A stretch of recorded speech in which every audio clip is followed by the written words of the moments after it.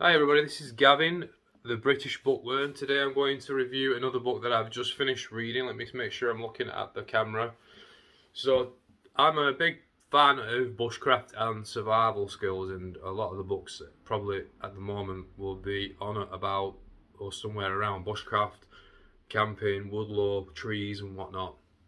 I'm going to try and diversify the books I've got, or the books that I'm reading, because obviously the more you expand your knowledge, the more educated and informed you are. I want to review, so I score my books 1 out of 5. One is not very good, although there's things about it that it fell well under par of what I was expecting, my expectations, or it was just a really bad book. And 5 is an excellent book. 5 means originally, when I started the idea of doing this, I was only going to give them like 4. Like it's like a giving someone a 5 out of 5 is like an A plus star, A plus, let's say, or 100% really, isn't it? So I was very rarely going to do that, but I thought, no, that doesn't. 5 score like on Amazon, or a review 1 to 5. I think it's pretty simple. You just score a 5 for something that's excellent. So I'm going to review the Bushcraft Kid, Survive in the Wild and Having Fun Doing It by Dan Wowak. So Dan Wowak has a YouTube channel called Bush Coal Cracker, and it's one I've been watching for quite a while now, for possibly a year or 2 years. It's an excellent YouTube channel on how to live in the wild. He's a bushcraft teacher. Occasionally he has his son on a few of his videos. I've seen him on 1 or 2, I think. So he's a very, very good guy, very passionate, loving, very educated guy in the wilderness, but his passion for it exudes off camera, and he's got a fairly popular YouTube channel. So Bushcraft Kid was a book that he mentioned on a video he did a while ago. So because of his YouTube channel is so good, or should I say because he's so good at teaching, and his format and how he puts his teaching videos together, it's very nice, very simple, very direct, without too much messing about, and he just gets to the point, which is one of the things that we all appreciate when we don't have time for long videos, which unfortunately I like babbling, so I like doing long videos. So probably never going to be very successful on YouTube because of that. But his book follows the same format. So I bought this book the very day he mentioned it, knowing that it was mainly for kids. So with saying that, obviously I knew that it was going to be a very simplistic book because it's for a child audience. And in all honesty, I personally don't feel a lot of kids will buy it to read it, or it'll be bought kids for them as presents if they are enthusiastic, and I don't know how many kids will end up reading it, because not many adults read, do they? Let's be honest. However, for adults, if you're a bushcraft fan, if you know Dan's channel, or you're just a bushcraft enthusiast, whether it's in America, Canada, UK like myself, I would highly, highly recommend Dan's Bushcraft Kid book, because we're all kids at the end of the day. So not necessarily is it aimed for kids, is it, I suppose? But it's a fantastic, fantastic book. The reason why I'm scoring it a 5 out of 5 is because it's really well put together. This is a new style that a lot of books are going for, I've noticed, because I buy a lot of books. It's a new format and style which I really, really like. I think it's a really nice, simple style. So even though it's for kids, one of the things that surprised me about this book over other survival books which I have quite a few of, sorry, it sounded like I sounded a bit like half, but I've got quite a few books on survival. Not as many as I would like, or neither I would like to read the ones I've got, but I'd like to read a lot more as well. But what I like about his book is that it gives you some really good skills and techniques for the camp, or camping, or for the fire, that isn't in other books that I've up to date read, or not in all books that I've read, where they tend to focus on pure raw survival. Well, this is more about how to have fun, you know, get comfortable and have fun. And why also I think his teaching style and techniques are the way they are is because he copies, as he says in the introduction on his, frontier the Europeans that went over to America, the frontiers people who went over, frontiers men that went over there, and obviously they had to have a pretty magnificent survival instinct to go over to a new land and use their techniques and create techniques and methods to live as complete independent. You know, we don't have supermarkets, water, running water, you know, just going shopping. You can't just go shopping. So they had to camp out in the wilderness, avoid bears, avoid the Indians killing them, you know, being ambushed by the Indians, the native land, indigenous. Well, that's another story altogether, isn't it? But they had those skills. So he's perhaps why I like him so much is he's really gone into the heart of that. That's what he did. That's what he says in the intro. He's really been motivated by the frontiersmen from the 1700s, 1800s.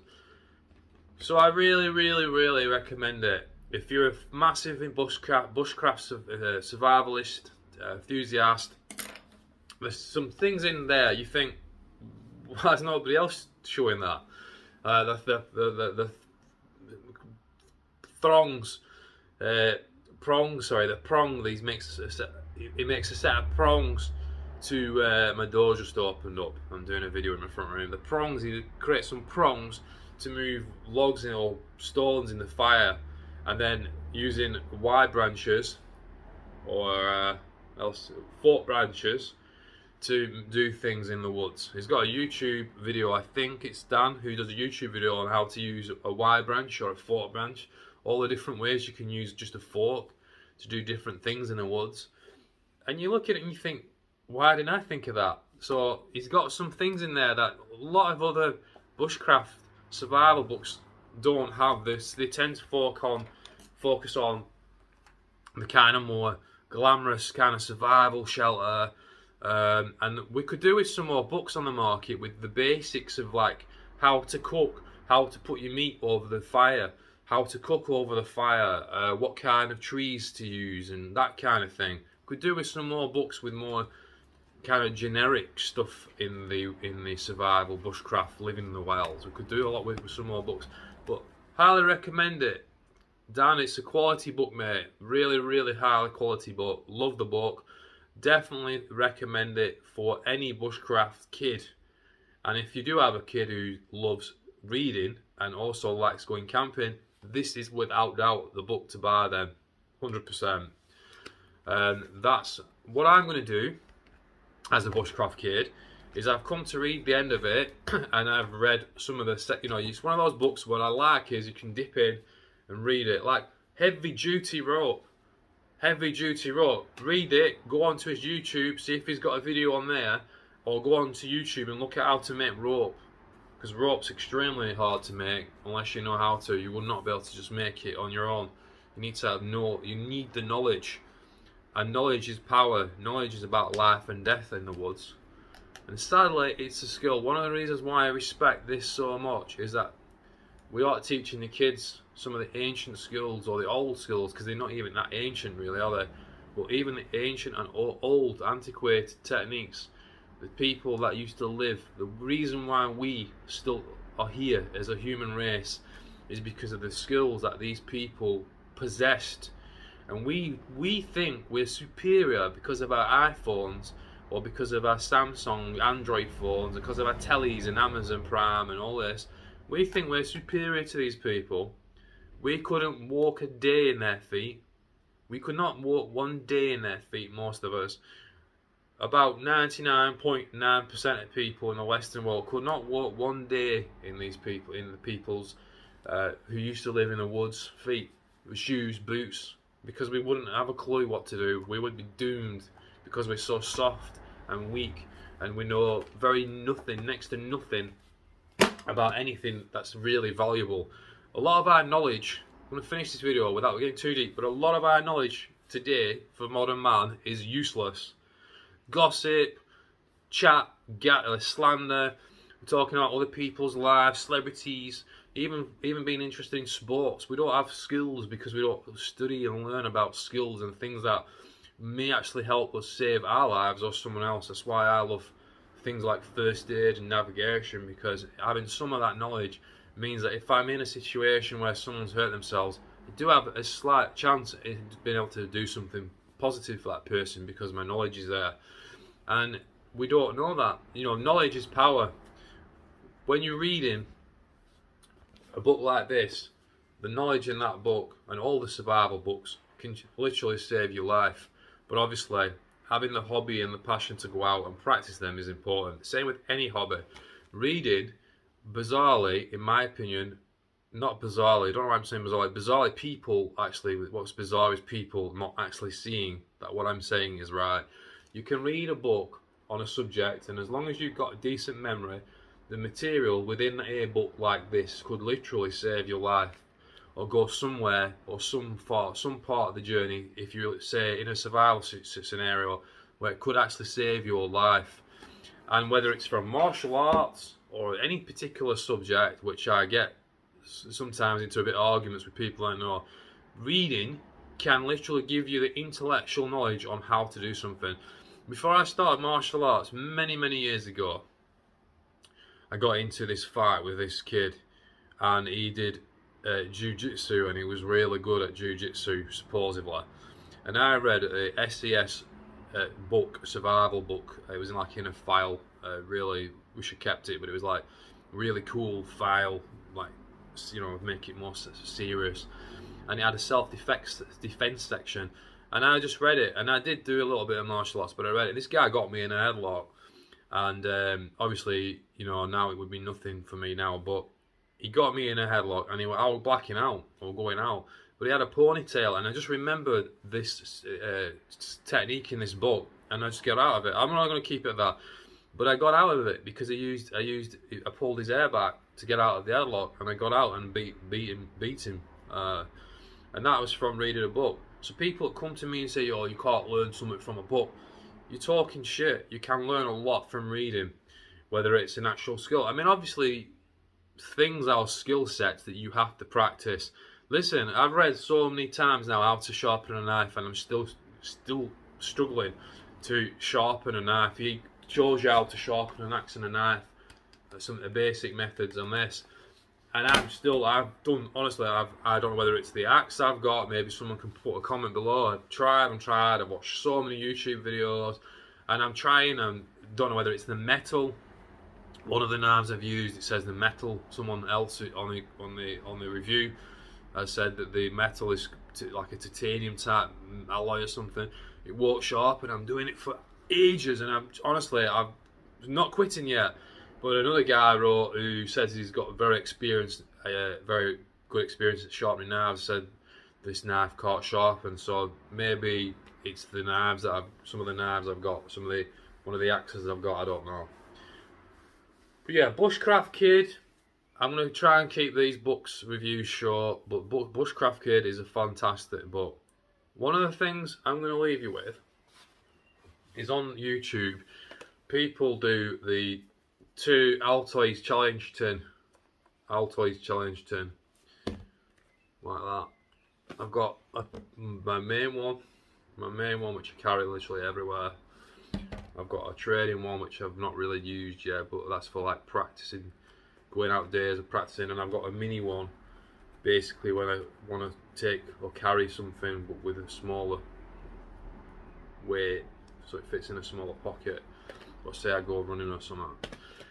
So what I've done is I've got some orange tape so that it's much more visible. Nobody's talking about that on these Altoid challenge tins. One thing I will say about this as well is by putting the orange on, you can see it if you drop it, but you could also try to get some attention by waving it about. Someone's going to see orange more and more clearly. If you're in the motors and the helicopters going over, flying over, and you're waving something about it's orange, they were more likely to see it. Or if you drop it and you're walking back to try and see wherever you drop something, if you drop something like this and you're requiring it, you're in the shit.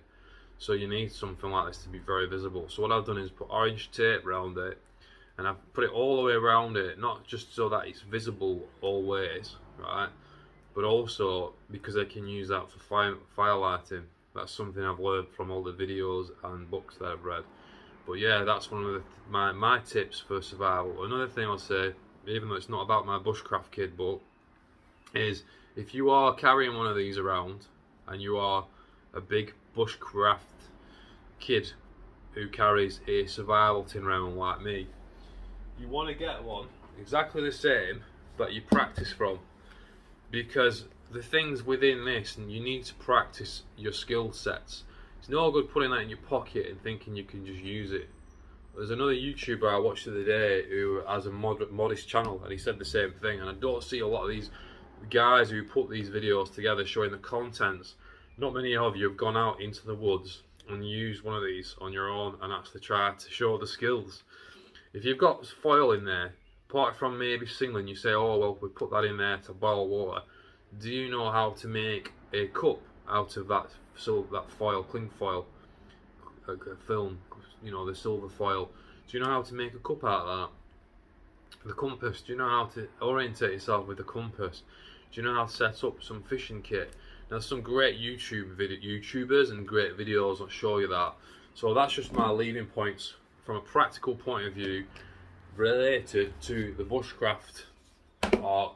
You've got to go out there and practice, and that is where this guy's book comes in massive, because you're learning some really fundamental skills that will never leave you, that don't require that much finesse. Some of them are like, you know, you just need to know how to do it, or you need to know a little bit of it to then go and apply that, but then you're just moving things about to sort of get.